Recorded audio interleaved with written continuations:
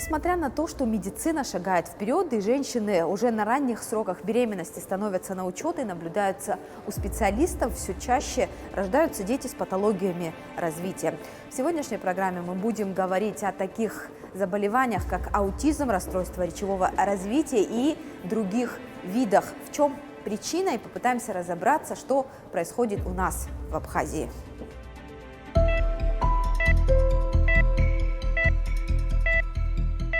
Вы должны этого ребенка прочувствовать. Надо обмануть вот так, завернуть вот так, вместо что его надо вытащить сюда. И вот в каком окружении окажется данный ген, это имеет огромное значение. Это влияет на степень проявления заболевания. Много детей стало с задержкой речи. В папу пошел, в деда пошел, не знаю, в бабушку пошла, ждут. Проблемы есть. Заметили мы это, когда ребенку было 9 года. Когда уже ребенок должен был произносить отдельные слова, увидели, что ребенок не говорит. Конечно же, мы сразу обратились к врачам. И врачи поставили диагноз такой, он звучит как задержка речевого развития в значительной степени и гиперактивность. Эта женщина по понятным причинам просит не показывать ее лица. Она около 2 лет делает все возможное, чтобы поправить здоровье ее ребенка. Это тот случай, когда труды оказались не напрасными.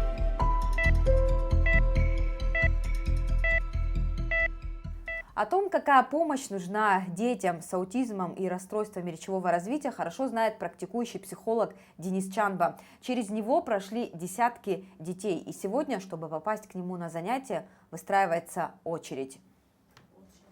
Про все нарушения я буду говорить о тех нарушениях, с которыми я работаю, по крайней мере. Таких детей с каждым, к сожалению, увеличивается, потому что раньше такой тенденции не было, но сейчас их стало очень много. Даже находясь сейчас дома, идут звонки, примите на консультацию, мы хотим приехать. Для Абхазии это большие цифры. Это мы не говорим только про Сухум, про Гагру, Будавуту. Вместо что во многих городах у нас такая есть большая проблема. 2 года назад мы считали, сколько детей за 11 лет у меня было. 99 детей, с которыми я занимался. На сегодняшний день у меня, с которыми я детьми занимаюсь, их 27. Еще 2 должны добавиться. В основном ко мне обращаются дети с задержкой речевого развития и аутический спектр. Конечно, детей с задержкой речевого развития больше. К таким детям нужен совсем другой подход, совсем другая коррекционная работа. Синяя, желтый. Не спеши, потом смотри внимательно. Зеленый.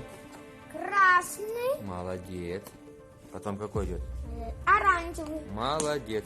На сегодняшний день мы ходим к нему на занятия, и благодаря ему и его занятиям ребенок разговаривает, ребенок говорит все слова, и уже она начинает произносить предложения. Каждое наше занятие, каждый раз у меня был один и тот же вопрос. Когда, Денис, она начнет говорить? Он всегда говорил мне одно и то же. Нужно время. Я поняла это спустя 2, уже 3-й год идет, как мы к нему ходим. У кого-то есть там уже во время родов, может, какие-то проблемы были, или после там что-то сразу пошло не так. Но у нас, например, все было по-другому. У нас все было хорошо. То есть мы, как нормальная мать, я всегда ходила каждый месяц на проверки. Проблем никаких не только я не замечали даже врачи.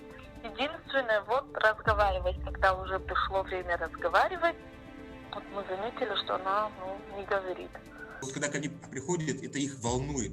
Почему, с чем это связано, что случилось. Первое. Общение родителей с ребенком. В ваше время, в мое время с нами общались, играли. Мы там, во дворе играли, общались, контактировали. Имеется в виду, что сейчас, будем откровенны, такого нету. Сейчас многие родители не так общаются, как раньше с нами общались. И культура развития чуть изменилась. Имеется в виду, что раньше было меньше каких-то цифровых технологий, имеется в виду, что у нас такого не было. Нас в дом было не затащить. Мы вечно играли и бегали, мы контактировали с людьми. Вот в настоящее время ребенок толком не научился сидеть, он уже смотрит в экран. Телевизор, гаджет. Я могу вам привести множество примеров, когда ко мне переводят на консультацию ребенка, и мама говорит, он у меня такой умненький, он такой у меня хорошенький. Я говорю, а в чем проявляется? Он говорит, он в YouTube мультик находит. А я говорю, а пирамидку он собрать сможет? От того, что ребенок листает телефон, они думают, что у него мелкая моторика хорошо развита. А при том, что собрать пирамидку ему сложно.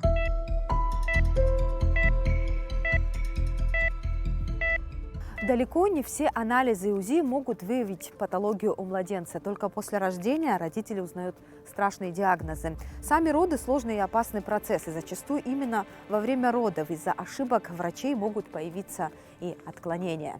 Нету такого лекарства, что ты выпил и излечился от него. От аутизма имеется, что оно будет всегда на протяжении... Его можно как-то откорректировать, смотря какая стадия, форма запущенности в наших условиях, это сложно. У меня есть семьи, даже которым пришлось переехать в Россию, чтобы пойти в школу.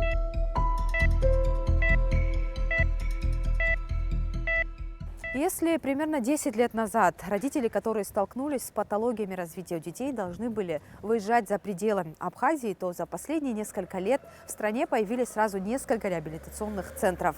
Один из первых появился в Сухуми примерно 6 лет назад.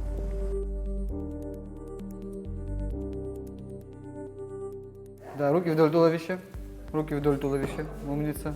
Голову ровно поворачиваем сюда, еще сюда. Умница. Вот так вот. Многие не ходят. Многие не ходят в такие реабилитационные центры, они сидят дома. Многие не знают даже. Сейчас открылся реабилитационный центр в Цандрипше. Это благотворительный фонд. Мы работаем в Гудалутах, открыли. Вот вместе с массажистом мы ездим в Цандрипш в субботу и воскресенье. В Ачамчирах есть и в Галле, в Корчеле. Да, в каждом районе есть свой реабилитационный центр. Я как методист-реабилитолог создаю комплексы упражнений, чему способствует укреплению мышц и так далее. Сводим раз, разводим два, отводим. Мы работаем на укрепление паховых мышц и отводящих четырехглавые мышцы бедра. Мы делаем специальные комплексы упражнений, оздоровительные комплексы упражнений для улучшения кровообращения. Много детей стало с задержкой речи. В папу пошел, в деда пошел, не знаю, в бабушку пошла, ждут. Хочу сказать, что не надо этого делать. Ждут, и потом это уже поздно. Иногда связывают с вакцинацией. Это не вакцина тому причина, а просто стресс от укола может быть, или там также, да, собака укусила, не знаю, от чего-то ребенок испугался. Это из-за того, что в генах заложено. В 2015 году, когда центр открыли и первые пациенты появились, к нам приезжали специалисты, вот из Армении была педиатр развития, специалист, но они единицы в мире, мне кажется, в Армении она первая, единственная была на тот момент, обучалась за границей, и она нам читала про аутизм. Во время перерыва я подошла, я говорю, а у нас нету столько, как вы говорите, они среди нас, они рядом, аутики, их много, больше мы их не видим. А когда через год приехала та же Армине, я подошла и призналась, что вы были правы, и их много, потому что они были, наверное, родители не показывали, все-таки выезжали за границу. Сегодня точно определить, какое количество детей с неврологическими отклонениями есть в республике, сказать сложно. Такие исследования никто не проводил. Где-то играет роль и то, что они пытаются скрыть диагноз от общества. Нашего маленького пациента зовут Никита. У него ДЦП. Но он сейчас проходит курс реабилитации он не мог сидеть. Вот. Сейчас все-таки более или менее уже начал присаживаться. Массаж нужен для того, чтобы привести, если, например, мышцы слабенькие, вот, тогда мы делаем определенный лечебный массаж для того, чтобы привести мышцы в тонус, чтобы у них появилась сила. Вот. У нашего мальчика, Никиты, у него слабенький тонус, поэтому он не мог присаживаться. Вот. Сейчас, как говорится, он и курс массажа проходит, еще ЛФК у нас, да, Никита ходит, да. Сначала, когда ребенок рождается, вроде этого не видно. Вот. Месяца через 2, через 3, когда уже начинают ребенку давать игрушечку, да, а он не может взять, не может поднять свою ручку. Вот тогда они начинают бить тревогу. Вы знаете, им большой, вот, как говорят, респект, то, что они их дальше ведут, понимаете. И день и ночь это возле такого ребенка находиться, это такой труд. Мы приходим просто на работу, да, нам тяжело, мы хотим выходной, а они без выходных, абсолютно без выходных, и это сколько на протяжении лет, да. Вот. Это хорошо, что вот есть такие реабилитационные центры, которые могут помочь бесплатно это производить. Не было ни у кого вот в вашем роду или у родственников? Таких проблем не было, да? Потом... Нет, поэтому, наверное, мы не зацикливались особо вот на том, что даже когда вот она не начала говорить, у нас сразу вот какой-то тревоги такой не было. Мы там, пошли, конечно, к врачам, да, но вот я допустить даже не могла, что вот такое может быть с ребенком, что есть какая-то проблема, что говорить будет очень тяжело.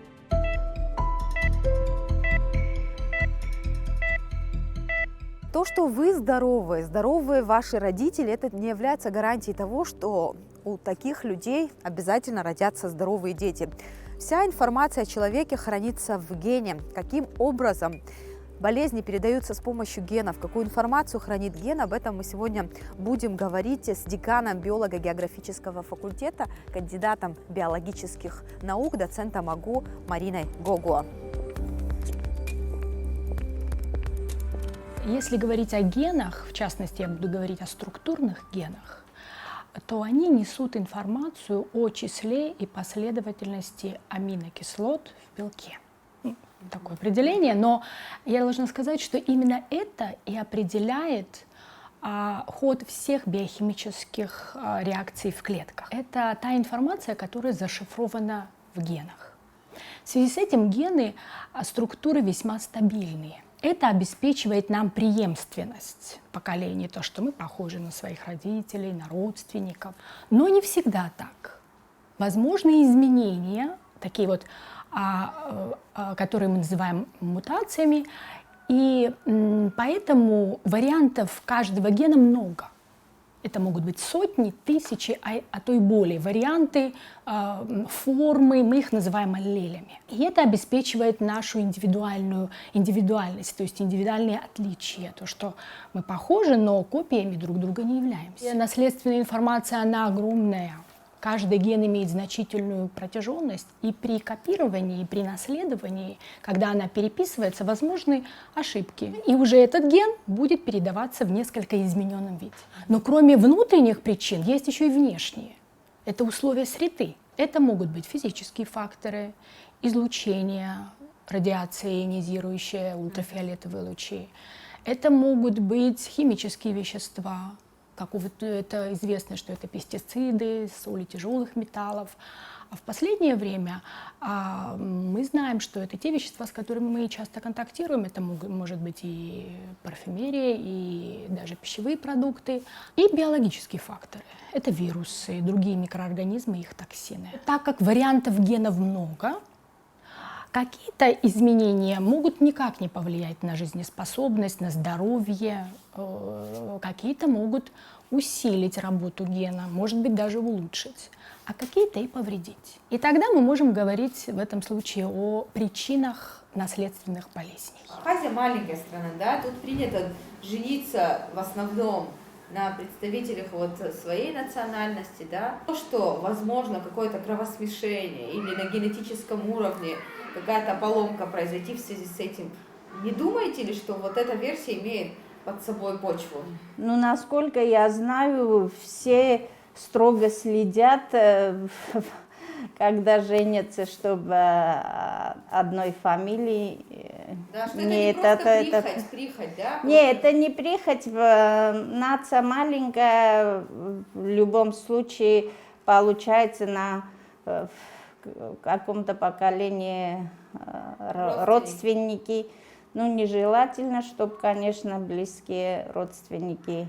В любом случае, это не только аутизм, а другие болезни тоже могут дать о себе знать.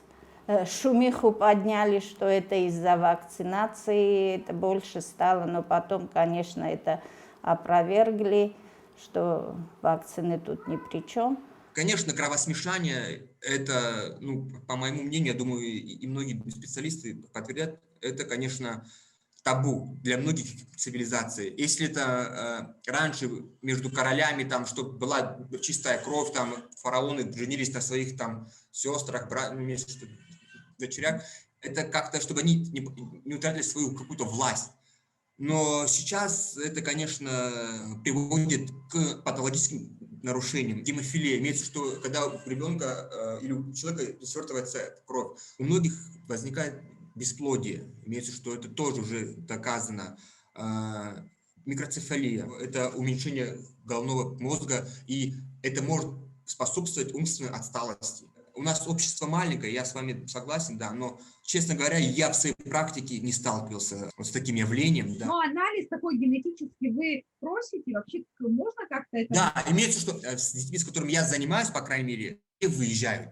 У меня есть, ну, не то, что у нас уже есть опыт работы с институтом Бехтерева в Санкт-Петербурге, мы туда детей своих отправляем, и нас знают, и нашу работу знают, имеется, что если есть необходимость, то, конечно, они направляют. Имеется, что есть семьи, которые делают это, но, опять-таки, оно не из дешевых, но, опять-таки, в моей практике еще не было.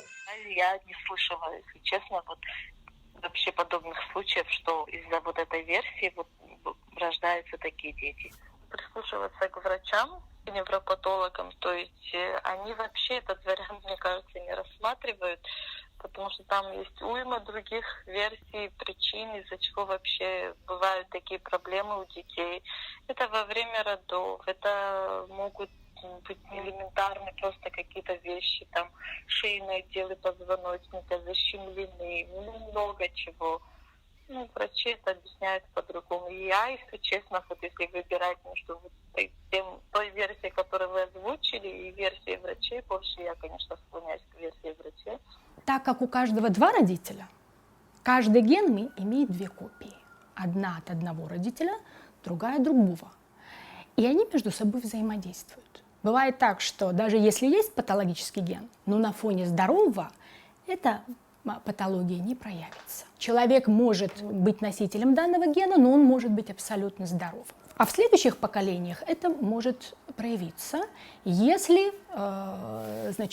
произойдет встреча с супругом, который тоже является носителем. Если браки заключаются между родственниками, даже дальними родственниками, учитывая, что Абхазия маленькая страна, тут неизбежно, да, какие-то корни Вы общие правы. могут быть. Вы Вот правы, это может быть проблема. это повышает риск наследственных патологий у потомства. Именно говоря о моногенных болезнях, это так. Не могу не отметить, что в нашем обществе такие браки никогда не приветствовались, запрещались. И это не случайно, потому что наш древний мудрый народ эмпирическим методом понял, что это все имеет значение и очень важное. Если мы будем говорить о структурных мутациях, например, синдром Дауна, мы называем эту болезнь наследственной, но она не наследуется, потому что у людей с синдромом Дауна нет детей. То есть это каждый раз вновь возникающая мутация. И довольно часто это одно из самых частых наследственных патологий. Кроме того, я могу еще здесь привести в пример и мультифакториальные болезни или болезни с наследственной предрасположенностью, когда есть какой-то наследственный задаток, что болезнь разовьется, но его недостаточно.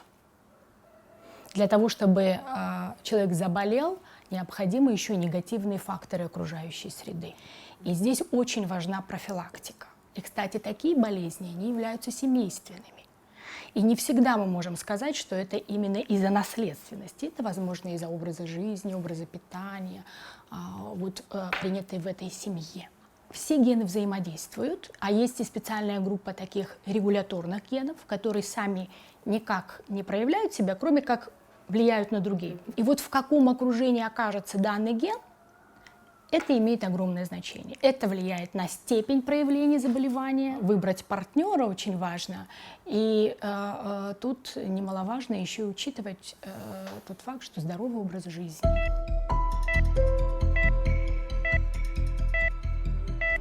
Вот в комплексе реабилитации положительные результаты есть. Родители это замечают, с удовольствием ходят, ждут.